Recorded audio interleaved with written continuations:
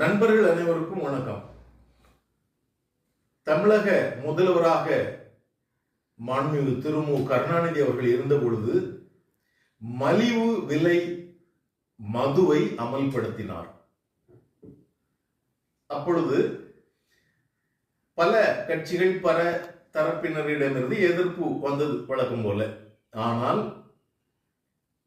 மலிவு விலை மது விற்று கொண்டே இருந்தார்கள். இன்றைய தினத்திலும் டாஸ்மாக் என்று அது தொடர்ந்து கொண்டே இருக்கின்றது.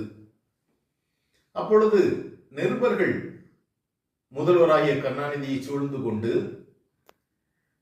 மது விலை அமல்படுத்தி இருக்கின்றீர்களே, பல கோணங்களில் எதிர்ப்பு வருகின்றதே என்று அவரை நோக்கி கேட்டார்கள். அப்பொழுது அவர் கூறிய பதில்,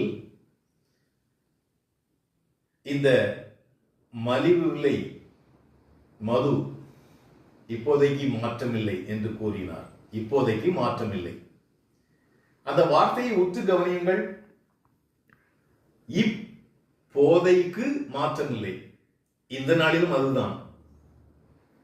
மலிவு விலை கடை, டாஸ்மாக் கடைகளை மூட வேண்டும் என்று பல தரப்பினர் கூறினாலும்